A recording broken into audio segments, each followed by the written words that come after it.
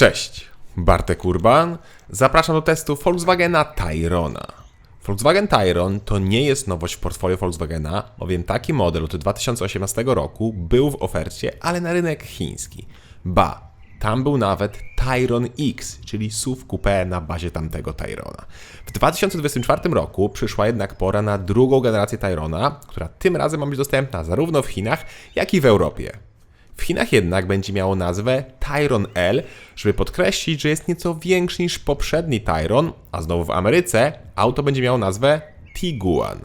Co więcej, zarówno Tayron L, jak i Tiguan, ten dostępny w USA, będzie krótszy od Tayrona, którego właśnie teraz Wam prezentuję. Tak, to skomplikowane, więc zacznijmy ten test.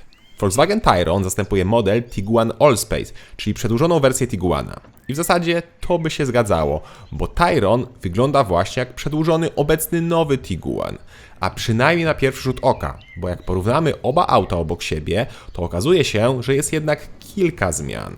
Teraz na ekranie widzicie oba auta i są inne zderzaki, kształt lamp, a nawet jest inna maska.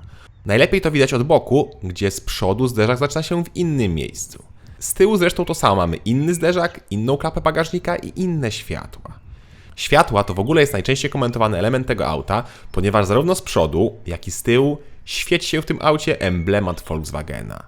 Tu zawsze mam dysonans, bo z jednej strony wygląda to dość festyniarsko, a z drugiej strony auto jest jeszcze lepiej widoczne w nocy na ulicy.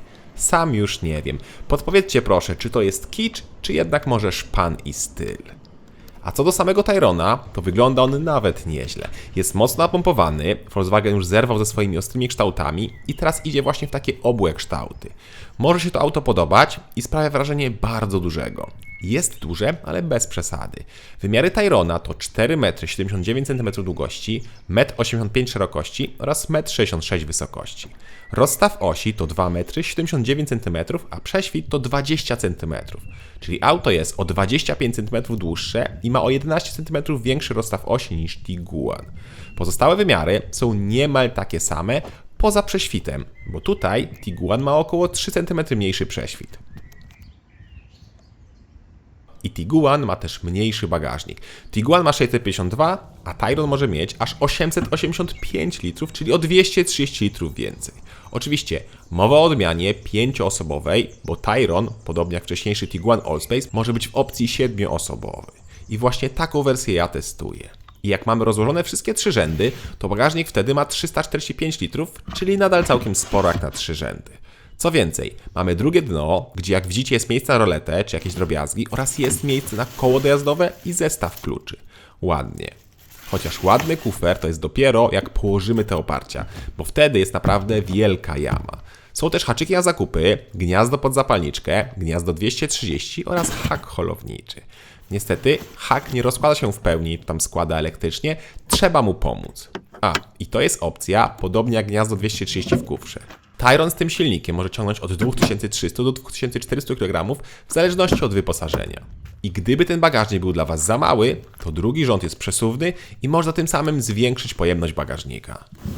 Miło też, że z poziomu bagażnika można położyć drugi rząd i wtedy mamy niemal idealnie płaską powierzchnię i można tam spać. A jakby trzeba było przewieźć coś długiego na środku, to samo środkowe oparcie też się pochyla. Dobra, to pora na zajęcie miejsca w trzecim rzędzie. Tu niestety, jak się domyślacie, jest ciasno. Oj, jest ciasno. Przy normalnym ułożeniu kanapy nie ma szans, żebym się zmieścił, a mam 186 cm wzrostu. Kanapę trzeba trochę przesunąć do przodu, to wtedy mam miejsce na nogi, ale głową nadal wbijam się w dach.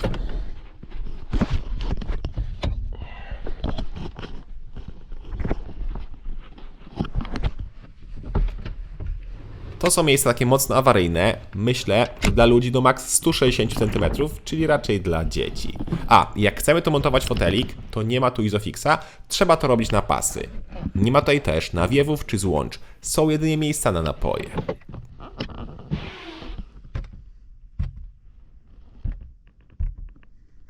Wskakujemy więc do drugiego rzędu, gdzie jest dużo wygodniej.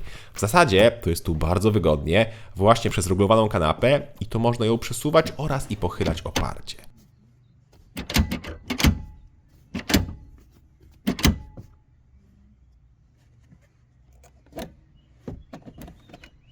Jest też podłokietnik z rozkładanymi miejscami na napoje, np. na telefon. Są oddzielne nawiewy, strefa klimatyzacji, złącza, gazetowniki, miejsca na telefon czy rolety. No jest tu prawie wszystko.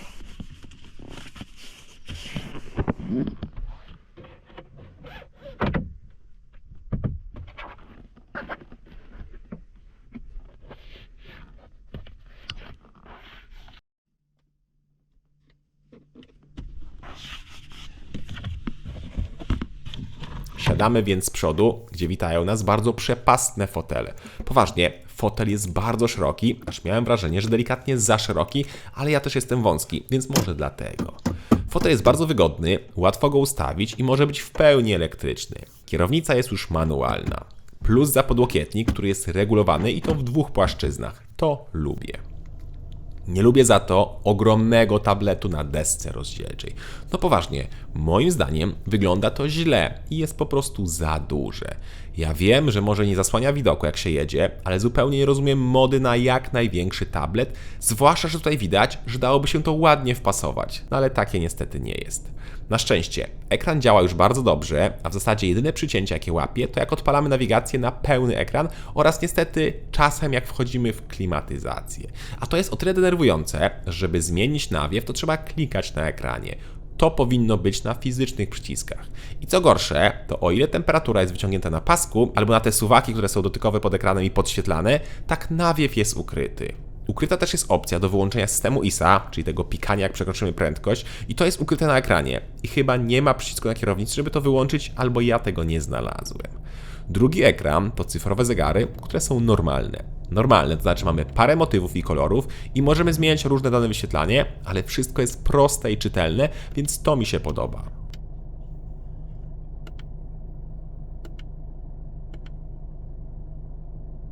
Jest jeszcze trzeci, mały ekranik, jakim jest to pokrętło, które jak widzicie, akurat podczas nagrywania mi się zbuntowało i przestało zmieniać tryby. I jak na złość zrobiło to właśnie raz przez kilka dni testu i akurat wtedy jak nagrywałem. Po zgaszeniu i odpaleniu ponownym auta wszystko wróciło do normy. I tam mamy regulację głośności audio, tryby jazdy oraz atmosfery. To ostatnie to kolorki w kabinie i motywy zegarów cyfrowych. W takim razie pora na materiały i spasowanie.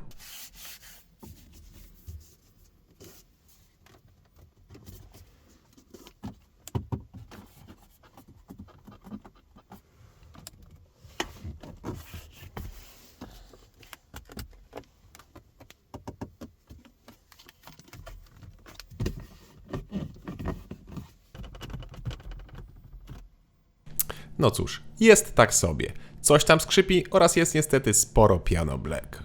No i ten element przed pasażerem mocno odbija światło i denerwuje. Część plastików jest też naprawdę twardych, na szczęście podczas jazdy jest cisza. Miło też, że na kierownicy są już tylko fizyczne przyciski. Czekam tylko jeszcze jak wróci panel od klimatyzacji też z fizycznymi przyciskami. W takim razie pora na schowki, a potem zaglądamy pod maskę.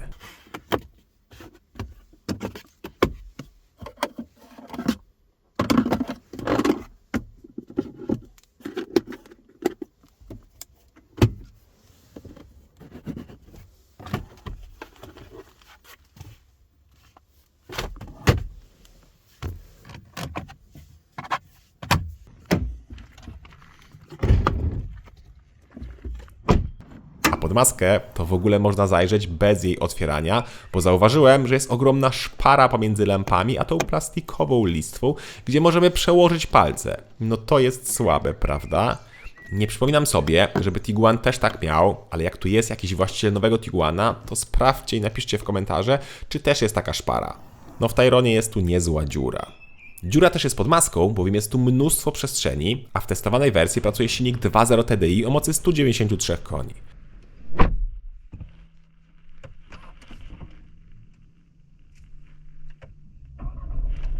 Do wyboru jest też słabszy diesel 150 koni, benzyna 1.5 TSI 150 koni, benzyna 2.0 TSI 204 konie oraz benzyna 2.0 TSI 265 koni. Są też odmiany hybrydowe PHEV 1.5 TSI z silnikami elektrycznymi, które łącznie mają 204 lub 272 koni. Czyli wybór jest.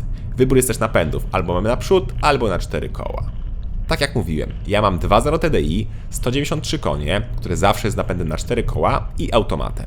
tak ten silnik klekocze.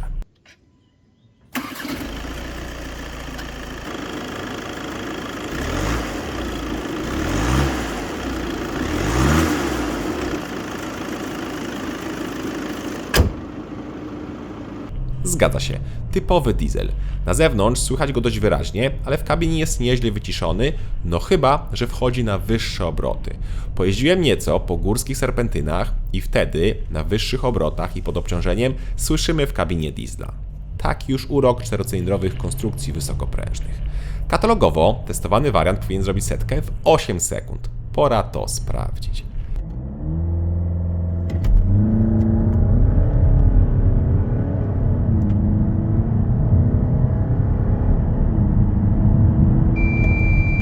Wynik to 7,9 sekundy, czyli nawet delikatnie szybciej niż deklaruje producent. I co ciekawe, jak widzieliście, auto ma nawet procedurę startu, co mnie mocno zdziwiło.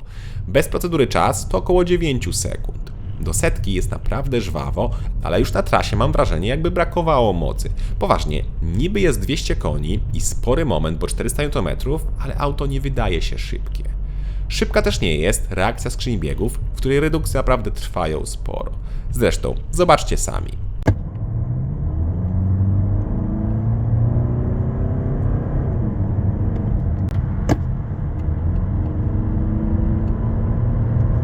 No jest zwłoka. To, co jednak mocno zaskakuje, to spalanie, które jest naprawdę niskie. Przy 120 auto zużywało mi nieco ponad 5 litrów, a przy 140 6,5-7. I to mierzone z 2 dorosłymi osobami na pokładzie i bagażami. A co ciekawe, jak testowałem Tiguana z tym samym silnikiem i napędem, to miałem wyniki spalania od 0,5 do 1 litra wyższe w Tiguanie, ale tam też testowałem w 4 osoby i miałem więcej bagażu. Czyli pewnie spalanie jest podobne, co jest nieco zaskakujące, bo Tayron jest przecież większym autem. Jadąc Tayronem trasami podmiejskimi, tak z prędkościami od 50 do 110, osiągałem wyniki poniżej 5 litrów. W mieście natomiast miałem wyniki w okolicach 9-10 litrów. Bak paliwa ma 58 litrów i to też jest ciekawe, bo wersja 150-konna ma 55 litrów. To, w czym Tayron również miło zaskakuje, to komfort podróżowania. Autem naprawdę przyjemnie się i komfortowo podróżuje, nawet w bardzo dalekie trasy. W testowanym egzemplarzu było zawieszenie adaptacyjne, więc nie wiem, jak się sprawdza to zwykłe, ale to adaptacyjne naprawdę dobrze radzi sobie z tym autem. I nic nie stuka, tak jak to kiedyś miało miejsce w tych zawieszeniach. To, co również zasługuje na pochwałę, to światła. Testowana sztuka miała w pełni LEDowe, matrycowe, które świecą naprawdę rewelacyjnie. Sprawdźmy więc, czy cena też jest rewelacyjna. Podstawowy Tayron z silnikiem 1.5 TSI, automatem i napędem naprzód kosztuje 180 000 złotych. Mocniejsza benzyna 2.0 TSI 204 konie i też z automatem, ale już z 4x4 to wydatek 202 000 złotych. A jeszcze mocniejszy wariant, ten 265-konny, kosztuje 240 000 złotych. Z tym, że ten ostatni jest od razu w niemal najwyższym wyposażeniu. Diesle natomiast kosztują kolejno 191 000 złotych za 150 koni, automat i przód napęd oraz 233 000 złotych za odmianę 193 konie, czyli tą, którą ja testuję. I tu też, podobnie jak i w benzynach, najmocniejszy diesel jest od razu w wyższym wyposażeniu. Hybrydy natomiast kosztują 211 000 złotych za słabszą 204-konną wersję oraz 225 000 złotych za tą mocniejszą odmianę 272-konną. Czyli jak widzicie, Tayron jest o około 11-12 000 złotych droższy niż Tiguan, jak porównamy te same silniki i poziomy wyposażenia. Ale też, co ciekawe, Tayrona można na przykład kupić z niższym wyposażeniem z silnikiem 2.0 TSI 204 konie niż Tiguana, a to oznacza, że z tym silnikiem zapłacicie mniej, chociaż oczywiście dostaniecie mniej wyposażone auto. Tak jak mówię, średnia dopłata to około 11-12 000 złotych. Testowany egzemplarz natomiast nie kosztował 233 000 złotych, a 298 000 złotych ze względu na dodatki, które teraz widzicie na ekranie. Tak naprawdę największą konkurencją dla Tayrona nie jest Tiguan, a Skoda Kodiaq, która jest niemal tym samym co Tayron.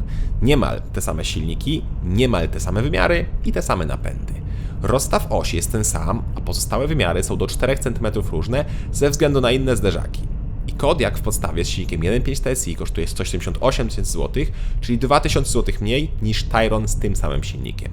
Mocniejszy silnik 2.0 TSI 204 konie w Skodzie kosztuje minimum 196 000 złotych, a w Volkswagenie jest 6000 złotych droższy. Ale co ciekawe, z dieslem Tayron jest tańszy o 2000 złotych, bo kosztuje minimum 191 000 złotych, a Skoda 193. ale tylko słabszy diesel jest tańszy, bo mocniejszy w Volkswagenie nie ma najniższego poziomu wyposażenia, więc jest od razu dużo droższy w podstawie. Ale jak się zbliżymy z podobnym wyposażeniem, to jest około 5000 zł różnicy na korzyść Skody. Przewagą Tyronu znowu to mocniejsze silniki, bo Kodiaka póki co nie ma z mocniejszą hybrydą 272 konie. Aha, i na stronie Volkswagena nadal są cenniki Tiguana Allspace i Tyron z tym samym silnikiem jest o około 6-7 tysięcy złotych droższy. A Tyron jest właśnie tym, czym Tiguan Allspace był dla Tiguana. To po prostu większy, dłuższy Tiguan. I bardzo dobrze, że producent ma taką wersję w ofercie i bardzo dobrze też, że można ją wybrać w 5-osobowej odmianie, bo nie oszukujmy się, te dwa fotele z tyłu są bardzo mocno awaryjne, lepiej mieć większy bagażnik. A ten w Tyronie jest ogromny, wizualnie auto też może się podobać. W ogóle mam wrażenie, że wszyscy będą mylić Tyrona z Tiguanem, mimo iż wygląda on nieco inaczej, ale i tak jest bardzo podobny. To, co mi przeszkadzało w tym aucie, to ten przeogromny tablet i cała ta dotykowa obsługa oraz niektóre materiały, które powinny być lepsze. No i ta dziura pod lampą. Oraz oczywiście cena, ale dzisiaj wszystko jest drogie. Ale pod względem komfortu, przestrzeni i ekonomii Tyron sprawdza się bardzo dobrze. Cześć!